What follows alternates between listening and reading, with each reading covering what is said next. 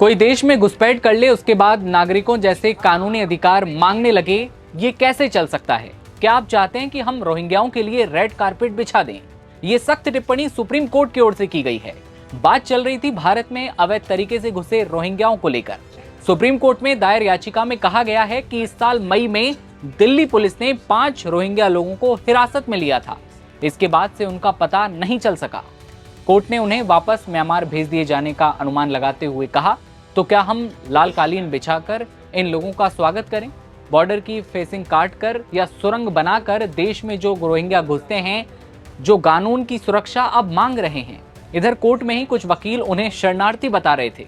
इन वकीलों को आड़े हाथ लेते हुए chief justice of India Suryakant ने कहा, मुझे दिखाइए कि भारत ने कब उन्हें आधिकारिक तौर पर शरणार्थी का दर्जा दिया है।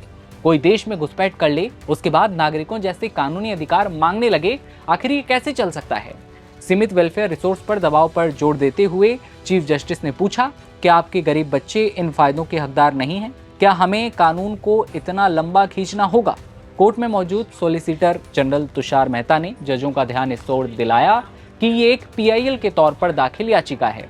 याचिकाकर्ता का इन 5 रोहिंग्या लोगों से कोई सीधा संबंध नहीं है। इस पर चीफ जस्टिस ने कहा, कुछ लोग चाहते हैं कि घुसपैठियों को भोजन, आश्रय और बच्चों की शिक्षा जैसे जो अधिकार हैं सारे वो मिल जाएं। हमारे देश में बड़ी संख्या में गरीब लोग हैं, हमें उनका ख्याल रखना चाहिए। देश के संसाधनों पर उनका ही हक है। याचिकाकर्ता के लिए पेश वकील ने कहा कि वो किसी को देश से निर्वासित करने का मसला नहीं उठा रहे हैं। उनकी याचिका सिर्फ हिरासत से उनके गायब होने तक सीमित है।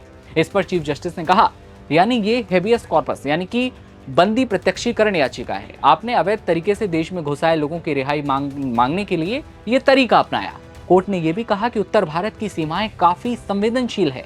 अगर कोई घुसपैठिया गैर कानूनी तरीके से घुसता है तो क्या हमारी जिम्मेदारी है कि हम उसे यहीं रखें? उन्होंने इस मुद्दे के नेशनल सिक्योरिटी वाले पहलू पर जोर दिया।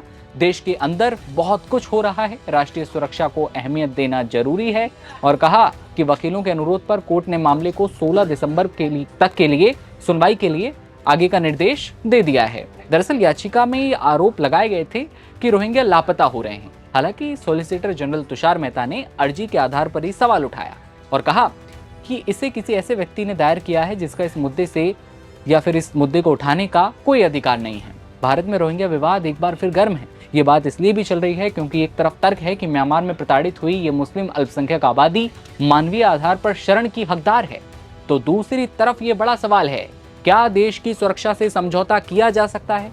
क्योंकि भारत ने यूएन रिफ्यूजी कन्वेंशन पर साइन नहीं किया और सरकार साफ कहती है कि रोहिंग्या गैर कानूनी माइग्रेंट हैं और इनके मौजूदगी से राष्ट्रीय सुरक्षा को सीधा खतरा हो सकता है। अब ये मामला देश में एक बार फिर गर्म है, एक बार फिर बहस छिड़ी है और 16 दिसंबर तक के लिए इसे आगे बढ़ा दिया गया है।